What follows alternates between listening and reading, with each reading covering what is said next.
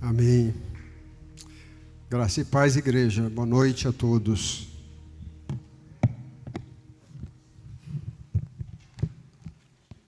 Deixa eu me ajeitar aqui. Viemos sobre uma chuva muito forte. E até aqui Deus tem nos conduzido. Amém? E assim seja. Amém? Em São Paulo, sexta-feira, quem viu os vídeos aí que foram publicados, a gente tem que estar preparado para esses fenômenos atmosféricos, porque eles serão frequentes. A gente tem que tomar cuidado nas árvores que tem perto da nossa casa, ou na nossa casa. Lá na casa da minha mãe caiu um galho que quebrou um pedaço grande do telhado e a sala dela não é forro, é lambril, então podia ter pegado nela quase, né? Então a gente já providenciou as podas. Lá no trabalho também, a gente teve 2 árvores que caíram na última tempestade em cima de 2 automóveis. 4 automóveis, na verdade, foram danificados.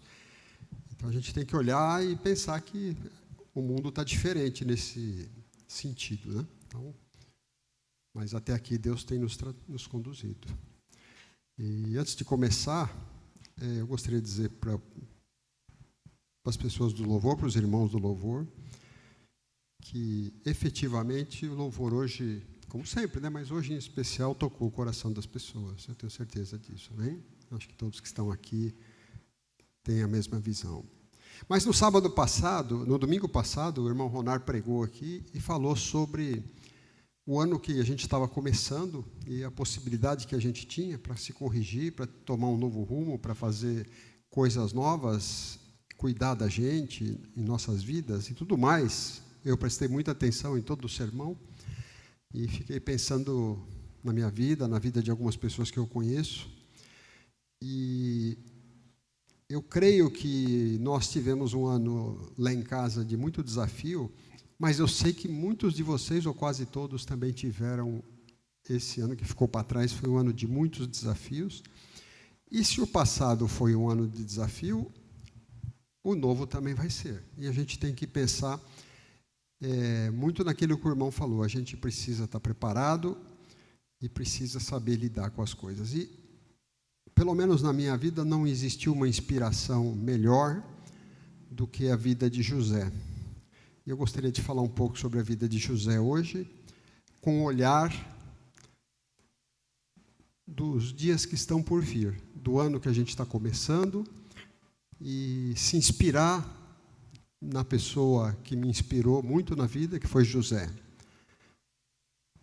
Vamos meditar na palavra de Deus. Vou pedir para minha irmã colocar lá em Gênesis 37, o versículo 1 ao 4, é o texto inicial que nós vamos ler.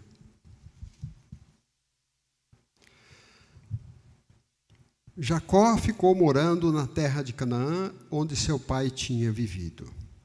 Esta é a história de família de Jacó. Quando José era um jovem de 17 anos, cuidava das ovelhas e das cabras junto com seus irmãos, os filhos de Bilá e de Zilpa, que eram mulheres do seu pai. E José contava ao pai as coisas erradas que seus irmãos faziam. Jacó já era velho quando José nasceu, e por isso ele o amava mais do que a todos os seus outros filhos. Jacó mandou fazer para José uma túnica longa de mangas compridas. Os irmãos viam que o pai amava mais a José do que a eles, e por isso tinham ódio dele, e eram grosseiros quando falavam com ele. Feche seus olhos, Senhor Jesus, Pai amado, Pai querido, eu te dou graças por mais esse dia de minha vida, por eu estar aqui trazendo a tua palavra para a igreja. Te agradeço por tudo que o Senhor tem feito na minha vida, pela inspiração que o Senhor me deu das palavras que eu estou trazendo à igreja hoje, pela proteção que o Senhor tem me dado, pela chance que o Senhor tem nos dado de começar uma nova era na nossa vida. E por isso, amado Pai, eu espero que a história de José inspire a mim, como já inspirou no passado muitas vezes, inspire meus irmãos que estão aqui, aí na sua direção, e sentir a sua presença e sentir o seu poder, sentir o seu amor. E eu peço por isso em nome do Senhor Jesus. Amém. Amém, queridos. Jacó, ele teve vários filhos. Ele teve 12 filhos homens e uma filha. E lá no fim da vida dele, o protocolo médico pedia isso, ela foi muito zelada, a gente foi muito zeloso com ela. Dessa forma, o Jacó foi com José também. Né? Foi o filho do milagre de Deus, foi a bênção de Deus. Ele é velho e a Raquel estéril. Né? Ela não podia ter filhos, e Deus fez esse milagre para eles. Mas esse amor de Jacó por José causou, como a gente leu no texto aqui, nós acabamos de ler no texto, um ciúme danado dos irmãos. E eles não suportavam esses ciúmes. E o José, de vez em quando, via as coisas erradas e dedurava ao pai: o cara está fazendo coisa errada. Quando eu estava preparando essa mensagem, eu lembrei da minha escola. Eu estudava no Colégio Batista e tinha um professor de português que era muito exigente, era uma excelente professora e era muito exigente. E na minha classe tinha a melhor aluna da escola, do Colégio Batista inteiro, chamava Violeta. E a Violeta era muito brilhante. A Violeta, hoje, ela, na profissão dela e aonde ela se formou, que foi na Universidade de São Paulo, ela é uma pessoa que não tem quem não conheça, né, as obras publicadas. E essa professora, ela tinha nós éramos uns 50 alunos na classe, e ela tinha um padrão. Ela mandava fazer lição de casa e chamava 2 ou 3 para explicar a lição no dia seguinte, no dia da aula. E enquanto a Violeta estudava, eu jogava ping-pong, futebol, era o contrário dela, como vários outros colegas eram assim. E a gente só ficava orando, era quando a gente orava, né, para ela não chamar a gente. A gente começou a aprender a orar assim, né, para a professora não chamar. Mas um dia ela me chamou. Ela me chamou, eu falei: vou fazer um embromation, né? Não tinha feito a lição. E fui lá e blá, blá, blá, comecei a enrolar. Tal. Quem estava sentado atrás de mim era a Violeta. Sabe o que a Violeta fez? Levantou a mão e falou: professor, ele não fez a lição. Rapaz, foi carta para a mãe, carta para o pai. Né? Então, José fazia isso. Ele queria as coisas certas. A Violeta não era ruim, muito pelo contrário. Mas ela queria as coisas certas. Ela adorava aquela professora, ela tinha uma amizade enorme. E ela era amiga de todos os professores, por ser uma pessoa superdotada. Mas ela fez isso comigo, e fizeram isso com o José também. Mas, um dia, os irmãos...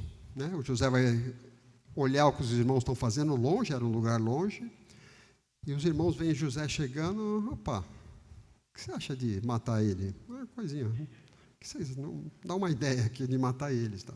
E queriam matar o José. Se não fosse pelo filho primogênito de Jacó, que era o Rúben, eles teriam matado José. Então, para não ver o sangue de José, eles jogaram José num poço, para ficar ali, provavelmente morrer, mas sem o derramamento de sangue. E aí vem uma carruagem, uma carroça de algum comerciante que estava indo para o Egito. Eles oferecem o José como escravo. Então nós estamos vendendo um escravo aí e tal. O cara compra, eu não lembro o valor, mas tira lá. Então, imagino eu, né? José, nós vamos jogar a corda para você subir.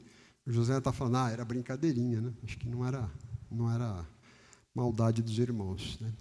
Aí ele sai e vai ser vendido como escravo no Egito. Ele foi vendido para esse comerciante e foi para o Egito e foi vendido. Então, olha o que esse José já passou. Olha só que dificuldade na vida que ele já passou. Quando ele chega lá no Egito, ele é abençoado porque uma pessoa do governo, chamado Potifar, compra ele e leva ele para sua casa para cuidar das coisas. De algumas coisas, provavelmente. Mas José era muito bom em tudo que fazia. José era cuidadoso, José era uma pessoa aplicada. Os judeus sempre foram muito bem educados, crianças judias sempre foram educadas. Hoje é a mesma coisa. Então, obviamente, que um escravo judeu era uma pessoa 100% diferenciada de tudo, porque os judeus sempre foram diferenciados na sua cultura, na sua postura, no seu empenho para fazer as coisas. E, aos poucos, José foi ganhando a confiança desse senhor, desse Potifar, e foi ganhando mais serviços, mais atribuições, até chegar a ser o mordomo dele, ou seja, a pessoa que cuidava de tudo que ele tinha. E o judeu também tem esse conceito de mordomia, de cuidar das coisas dos outros da melhor forma possível. Então, José sai lá do poço da morte, sai da escravidão, e vai para uma casa onde ele já tem um lugar para dormir, tem comida para comer, é respeitado, né? Então as coisas começam a se endireitar na vida de José. Mas a vida é assim, né? Aí o Potifar tinha uma mulher que começou a olhar para o José e começou a ter vontade de seduzir o José. E o José, diferente do Davi, né? O José não queria nada com ele, não queria se meter em encrenca. Ele evitou, ele sabia que aquilo era importante para ele não poderia fazer isso com o seu amo, com o seu dono. Mas essa mulher não se conformou com isso e armou para que ele fosse acusado de ter tentado violentá-la. Rasgou a roupa dele, tem toda a história, essa história é muito conhecida.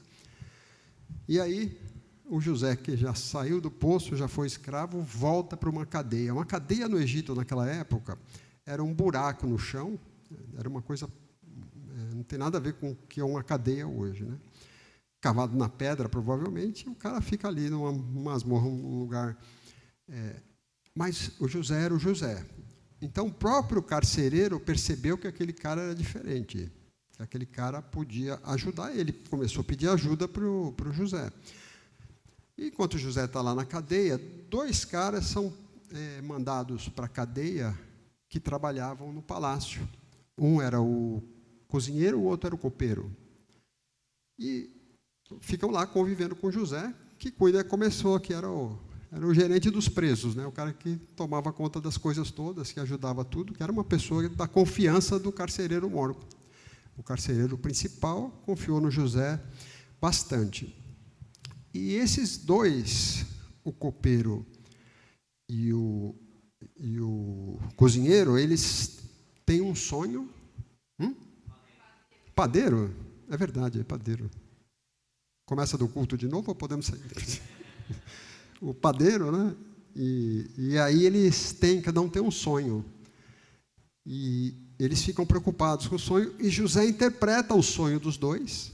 Um tinha uma boa notícia, o copeiro, e o padeiro, que não é cozinheiro, mas talvez ele cozinhava, imagina. E o padeiro, ele ia ter uma má notícia, né? Mas contou a notícia para eles e pediu para o copeiro: lembre-se de mim, me ajude, fale de mim para o faraó. Aconteceu exatamente o que o José falou, o padeiro morreu e o copeiro esqueceu do Zé. Deletou o Zé da cabeça dele. E o José ficou lá naquela cadeia, fazendo o melhor. Tal.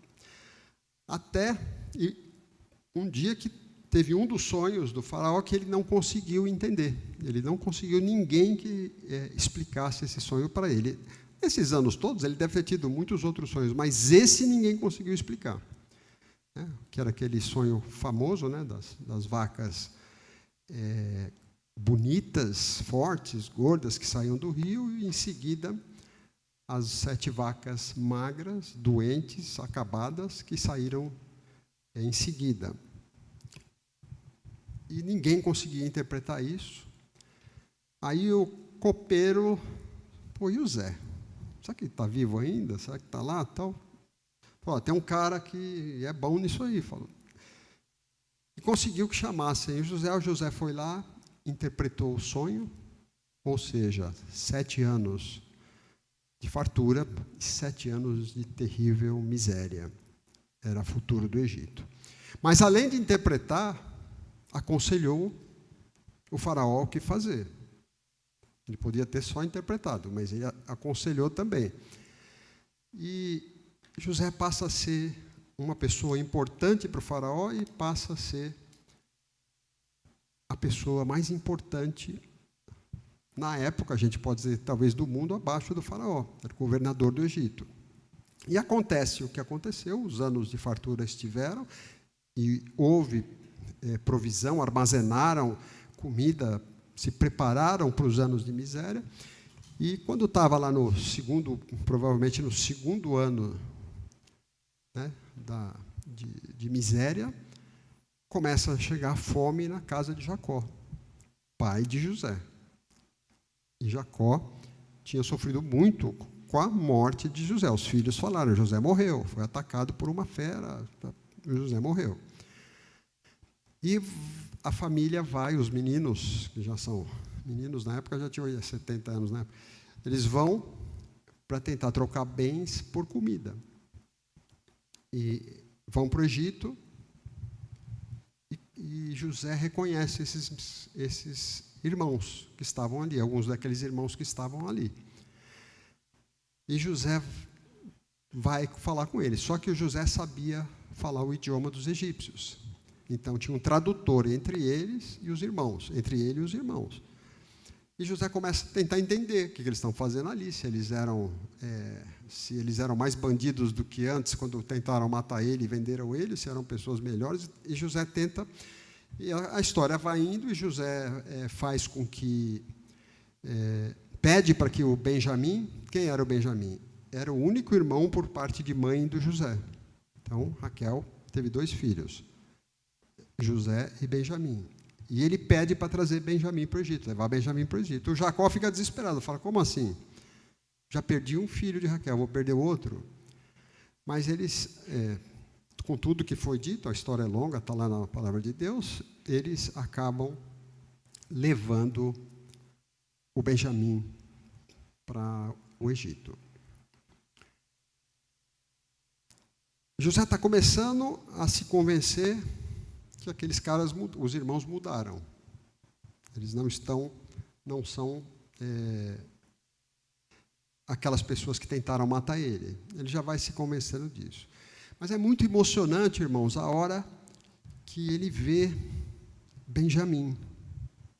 A palavra de Deus diz que ele tem uma emoção tão forte, o corpo dele se arrepia, se enrijece de uma forma tão forte. Imagina José, vamos pensar José, tudo que ele passou, aquele irmão que ele cuidou quando era pequeno, que ele amava muito, que ficou aí décadas sem ver, a emoção que o José teve, ele precisou se afastar para chorar longe de todos.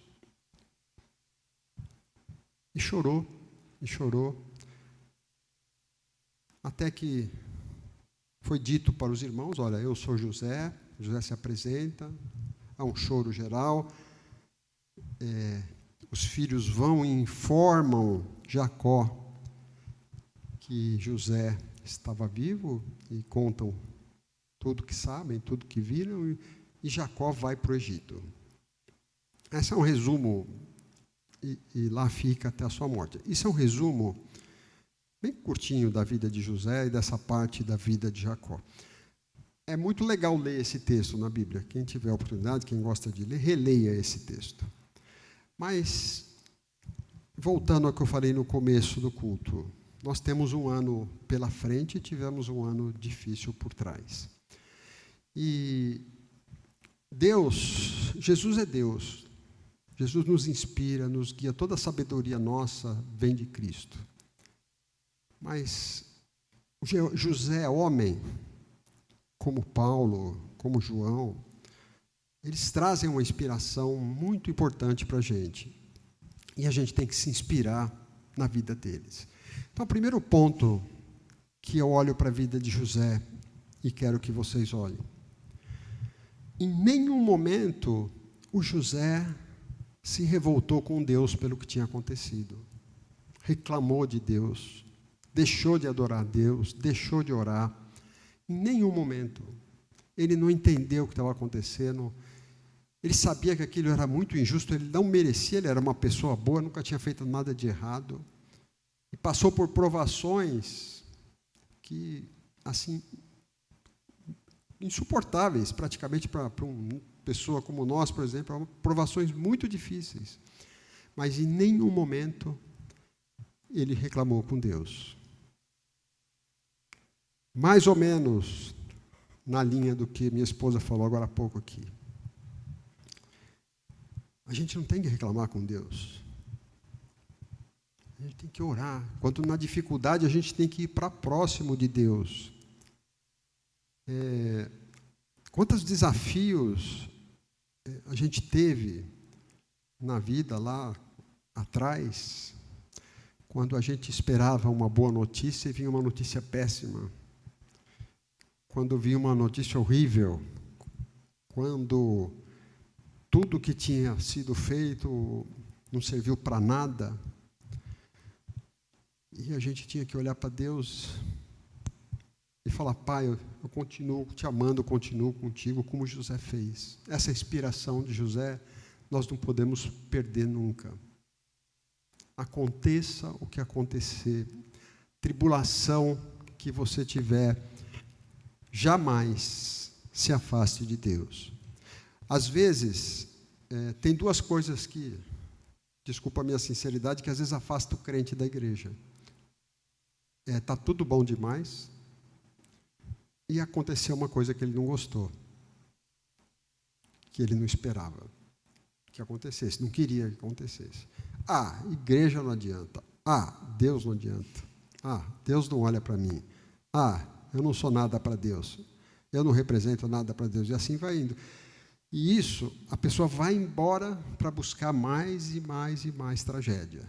Porque Deus tem um plano para a nossa vida. Quem é pai aqui? Levanta a mão. Pastor Carlos, quem é pai ou mãe? Quem tem filhos aqui? Então, quem tem filhos, Vinícius, por exemplo, quando seu filho nasceu, você pensou no seu filho: poxa, eu quero que ele estude, eu quero que ele seja um cara de sucesso, eu quero que ele seja uma pessoa do bem, honesta, um monte de coisa que você quer, não quer? Esse é o plano do pai para o filho. Mas o pai não pode impedir o filho de seguir o caminho que ele queira.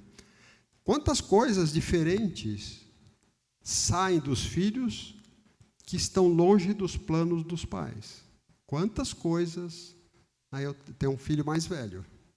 Se pegar o meu plano para a vida dele e como está sendo a vida dele, é uma diferença enorme.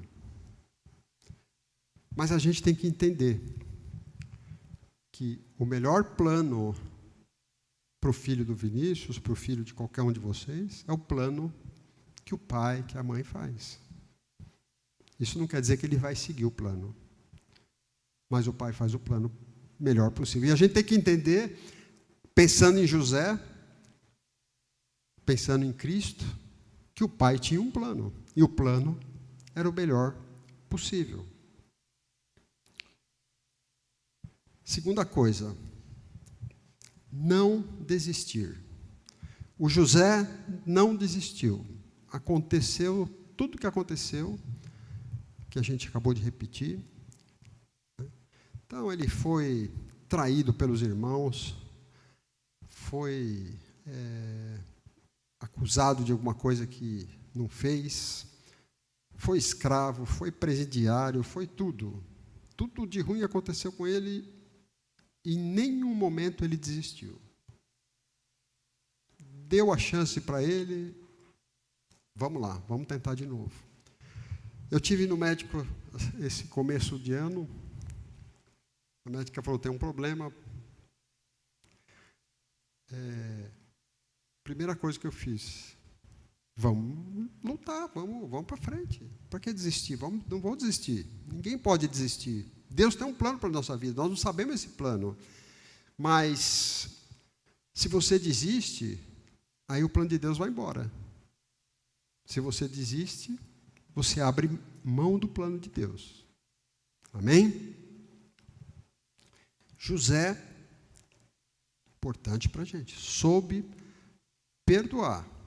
Olha quantas pessoas o José perdoou e quantas pessoas a gente teria muita dificuldade de perdoar. Os irmãos que tentaram matá-lo. Os irmãos que o venderam. A mulher que acusou ele injustamente de tentar violentá-la. Olha quanta coisa. O copeiro que simplesmente esqueceu do José por 2 anos. Custava, né? Quantos sonhos deve ter tido, um monte de gente lá, ele lembrar, pô, José, só naquela hora que o faraó estava desesperado. Então, José perdoou. Vocês podem ter certeza que a palavra de Deus não tem isso, mas ele não voltou na casa do Potifar para fazer nada, não retalhou seus irmãos, apenas os disciplinou, né? Ele soube disciplinar. Com certeza, continuou sendo amigo do copeiro, porque antes tarde do que nunca o cara lembrou dele. Então, também a gente lembrar, a gente tem que saber perdoar, tem que saber relevar. Você acha que José foi traído? Quem aqui nunca foi? Estou falando matrimonial, estou falando em negócio, em trabalho, né? O José foi acusado injustamente. Tanta coisa que José passou, que a gente de um jeito ou de outro acaba passando, e a gente tem que saber perdoar. Além de saber perdoar, não buscar vingança. O José não tripudiou em cima dos irmãos, nem de ninguém que teve esse papel de prejudicá-lo. Ele não teve esse desejo no coração em nenhum momento, porque se tivesse, a palavra de Deus tinha nos relatado. Então, José teve a grandeza de ser uma pessoa pura, né? Não procurou vingança, não perdoou a todos. Por que José foi assim tão grande, vamos chamar assim de tão grande? Ele entendeu isso que eu acabei de falar, que Deus tinha um plano para a vida dele. E esse plano para a vida, para que ocorresse na vida dele, era um plano que ele precisou passar por tudo isso para que milhões de pessoas não morressem de fome. Que praticamente o povo judeu deixasse de existir por fome, se não fosse o José.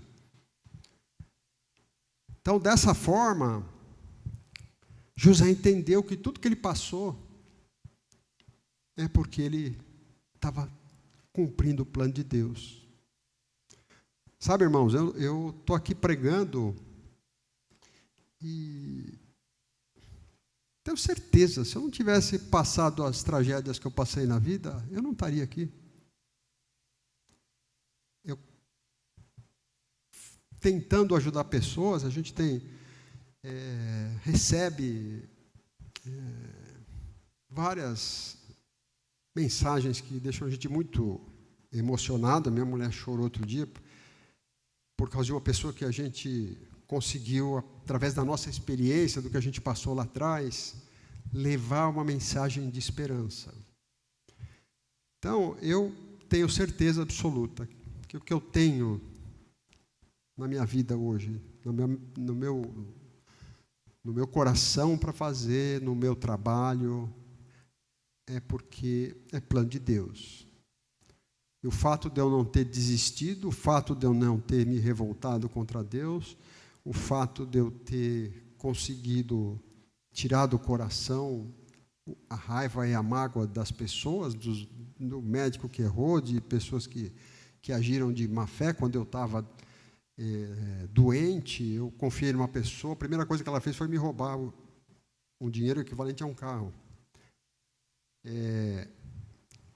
Sabe, eu não sei nem o nome dessa pessoa. nem quero saber. Então, é assim, é o plano de Deus. Então, José entendeu isso. Toda a tribulação da nossa vida, se você não desistir, não se revoltar contra Deus, tirar ódio do coração, tirar desejo de vingança, você continua no plano de Deus. E lá na frente, vai ter um dia que você vai entender. Muitas pessoas escolhem outro caminho. Não vou deixar que Deus resolva a minha vida, eu acho que isso não é o melhor para mim, e escolhem um outro caminho. Muitas pessoas fazem isso. Mas inspire-se em José. Olha o tamanho do plano que Deus tinha para a vida dele. Ninguém no mundo, na história, se você conversar com qualquer judeu, que conhece muito a história do povo judeu, vai dizer isso. José, um plano de Deus para que milhares de pessoas, milhões de pessoas não morressem de fome. Lá no Egito, na terra de Canaã, onde quer que esteja. A quinta lição que José ensina, e eu sou discípulo de José também, é honrar. Honrar pai, honrar mãe. Então José sempre honrou o pai. Sempre, sempre, sempre, sempre. Sempre honrou as pessoas com quem ele lidava. Ele sempre honrou. Potifar, olha só, ele assumiu a culpa, né? Foi acusado e honrou o Potifar para ele não ter desonra. Honrava o faraó. Honrou os irmãos depois do perdão. E nós temos que ser assim, honrar. Tem um livro, eu não lembro se foi de um pastor que chamava Robson, amigo do pastor Carlos, ou Jaime Kemp, que é um livrinho assim muito legal, chama Honrando Uns aos Outros. E ele deve ter se inspirado em José. Então, é muito legal você dar honra a uma pessoa, dar honra a uma pessoa, dar honra principalmente aos seus pais, aos seus irmãos, à sua família, mas às pessoas. As pessoas precisam ser honradas. E José nos ensina isso, pastor. José sabia da importância de honrar a família, honrar a Deus, honrar as pessoas, as autoridades e as pessoas que conviviam com ele. Como é que ele ganhou o respeito de presidiários no Egito? Honrando as pessoas. Honrando as pessoas. Honrando a Deus. Né? Dar honra ao Senhor, dar glória ao Senhor. Amém?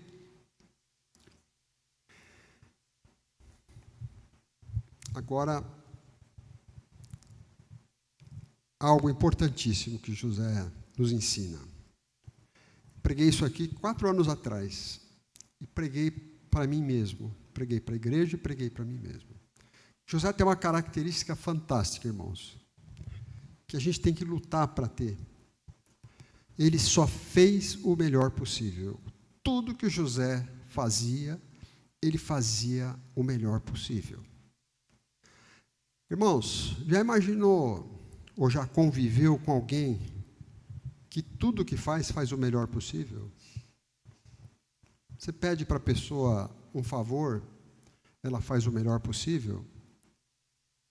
Hoje eu esqueci meu óculos. Aí falei para o irmão Raminho, e agora? Ele falou, tem na farmácia. Mas ele não falou só tem na farmácia, ele já saiu correndo para ir na farmácia. Eu falei, peraí, irmão, eu vou lá ver para escolher o grau. Fazendo o melhor possível. Ele podia fingir que não ouviu, podia ter feito de outra forma. Quem sobe aqui no louvor está fazendo o melhor possível. No trabalho, fazer o melhor possível. No casamento, fazer o melhor possível. Na relação com os filhos, fazer o melhor possível. O José era esse cara que só fazia as coisas da melhor forma possível. Olha o que aconteceu com José. Esse testemunho de José ele serve para qualquer um de nós. Quando você põe na sua cabeça que tudo que você fizer, você tem que fazer o melhor possível, a sua vida muda. Logicamente que muda. E muda como muda de José, de escravo para governador, de pobre para rico, de anônimo para uma pessoa conhecida, de solitário para amparado, para pessoa cheia de amigos, de sem serviço para uma pessoa que não tem tempo para nada, tem que escolher. Esse é o José. De vez em quando aparece um José na vida da gente. Não aparece? Aparece um José. Você fala, cara, isso é uma raridade, meu Deus.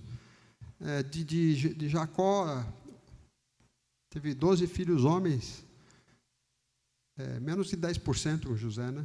O José. Você vai hoje, o brasileiro,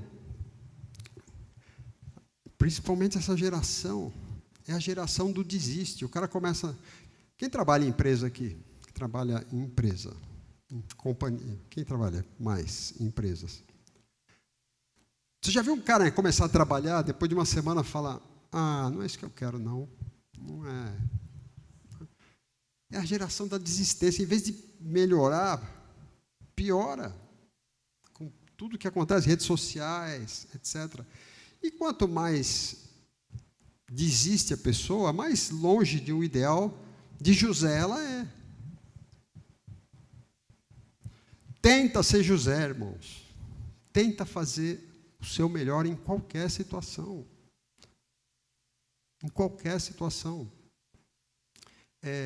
Lá em casa, às vezes eu faço um monte de coisa para minha esposa, que ela nem está esperando. Em troca, ela me faz um monte de coisa que eu não estou esperando. No trabalho é a mesma coisa. A gente faz... quem trabalha em vendas faz mais do que o cliente está esperando. Com as pessoas que estão convivendo, você fazer mais do que a pessoa está esperando. Jesus fala isso no Sermão do Monte, ele fala isso. Em vez de você andar 1 milha, se eu não me lembro, vai adiante, que a pessoa tinha a obrigação de carregar a bagagem, ou que o romano estivesse levando. Então, vamos dizer que você tinha, eu não me lembro se era 1 milha, mas se fosse 1 milha, o judeu chegava aqui, dava 1 milha, aqui onde eu estou, nessa linha aqui, e a casa do cara que ele estava carregando era essa caixa de som. Ele parava aqui e largava e ia embora. Não, eu tenho que fazer o que... Né? Fazer o mínimo possível. Então, olha a diferença hoje das pessoas que acordam cedo para trabalhar com a mente.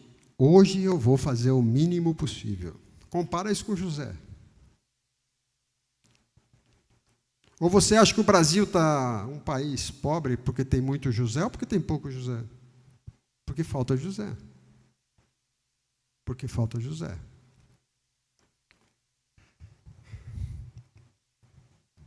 Para falar desse ano, para a gente finalizar, né? É uma dificuldade na nossa mente, pensa na de José. Saber qual é o plano de Deus para a minha vida. Que plano é o plano de Deus para a minha vida? Então tem gente que, na falta de saber qual é o plano de Deus, não faz nada. Fica lá no sofá. E tem gente que entende, olhando a história de José, que a melhor coisa a fazer é fazer tudo da melhor forma possível. Porque fazendo isso, voltando lá para trás, não se revoltando com Deus, não deixando de estar próximo de Deus, né? Sabendo perdoar, sabendo honrar as pessoas, fazendo tudo isso, o plano de Deus vai estar na sua vida. E você não vai só conhecer o plano de Deus, você vai se surpreender com o plano de Deus.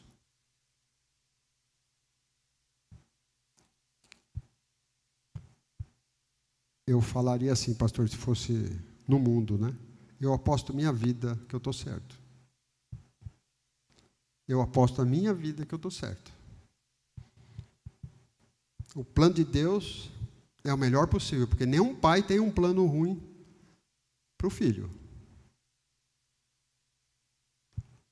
A gente tem a escolha. A gente não sabe o caminho, mas a gente tem a escolha. E Deus nos deu a vida de José para a gente se inspirar. E é por isso que eu trouxe para a gente meditar hoje a história de José. Que cada um de nós saímos daqui com esse entendimento, acordar amanhã com esse entendimento e ter fé de que o plano de Deus é bom para nós. Porque pai nenhum faz um plano ruim para o seu filho. Pai nenhum. Imagine o pai que ama a ponto de dar a vida de seu filho por nós. Amém? Feche seus olhos. Senhor Jesus, amado Pai, graças te damos pelo que falamos hoje, pelo que meditamos, pelo que cada um de nós pensou a respeito do teu reino, do compromisso que temos com o Senhor, Pai. E nós te pedimos o entendimento que José teve, Pai. Cada um de nós tem esse entendimento de estar sempre contigo, de não não se revoltar com as tribulações, de saber perdoar, de não pensar nunca em vingança, honrar a Ti, honrar nossa família, honrar nosso lar, honrar nossos filhos, nossos pais, nossos avós, nossos irmãos da igreja. Sabemos honrar uns aos outros, dar a honra àquele que está conosco e fazer, amado, fazer o nosso melhor em todas as situações, principalmente quando fazemos algo para alguém. É um favor que é pedido para nós, é um serviço que é pedido para nós, é uma obrigação diária que nós temos, é uma gentileza com o cônjuge, uma gentileza com o filho. Que cada um de nós, Pai, medite, pense, sofra um pouco a empatia do que José sofreu e se imagine reagindo como José reagiu, sempre fazendo o melhor. E por isso, Pai, nós te agradecemos e te louvamos e pedimos a sua direção para as nossas vidas. E eu te agradeço em nome de Jesus. Amém. Vamos louvar o Senhor.